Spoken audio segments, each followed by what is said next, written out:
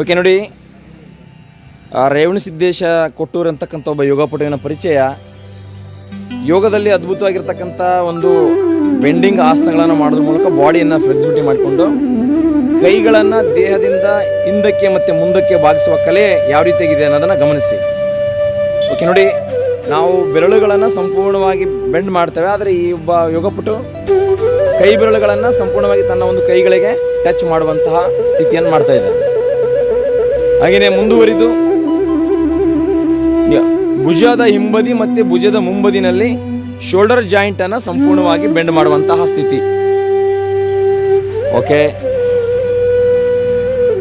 S ನೋಡಿ, ಭುಜದ ಒಂದು ಕೀಲುಗಳ ಜಾಯಿಂಟ್ಸ್ ಯಾವ ರೀತಿಯಾಗಿ ಹಿಂದಕ್ಕೆ ಮತ್ತು ಮುಂದಕ್ಕೆ ನಾವು ಮುಂದೆ ಹೇಗೆ ಇಟ್ಕೊಳ್ತೀವಿ ಹಾಗೆ ಮುಂದಕ್ಕೆ ಕೂಡ ಶೋಲ್ಡರನ್ನು ಬೆಂಡ್ ಮಾಡ್ತಾ ಇದ್ದಾನೆ.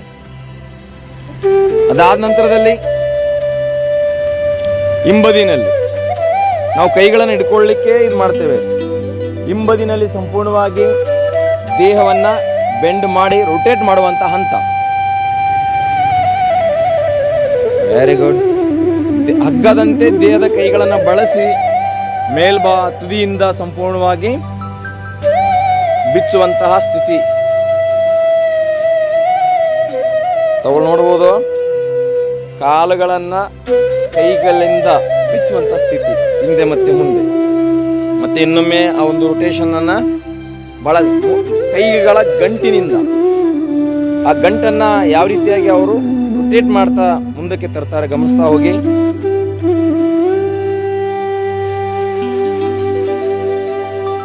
Very good. ನೋಡಿ, ಇಲ್ಲಿ ಭುಜದ ಕೀಲುಗಳನ್ನು ನಾವು ಗಮನಿಸಬೇಕು. ಸಂಪೂರ್ಣವಾಗಿ ದೇಹವನ್ನು ಟ್ವಿಸ್ಟ್ ಮಾಡೋದ್ರ ಮೂಲಕವಾಗಿ ಒಬ್ಬ ಯೋಗಪಟು ಉತ್ತಮ ರೀತಿಯಲ್ಲಿ ನಿರಂತರ ಅಭ್ಯಾಸದ ಮೂಲಕವಾಗಿ ಈ ರೀತಿಯಲ್ಲಿ ತನ್ನ ದೇಹವನ್ನು ಪಳಗಿಸುತ್ತಾ ದೇಹವನ್ನು ಬೆಂಡ್ ಮಾಡುತ್ತಾ ಬಾಗಿಸುವುದರ ಮೂಲಕವಾಗಿ ನಿರಂತರ ಯೋಗಾಭ್ಯಾಸ ಮಾಡ್ತಾ ಇದ್ದಾರೆ. ನಮ್ಮ ಶಾಂತಿವನ ಟ್ರಸ್ಟಿನ ಯೋಗ ಶಿಕ್ಷಕರಾಗಿ ಕೂಡ ಶ್ರೀಯುತ ರೇವಣಸಿದ್ದಪ್ಪ ಕೊಟ್ಟೂರು ಸೇವೆಯನ್ನು ಸಲ್ಲಿಸ್ತಾ ಇದ್ದಾರೆ.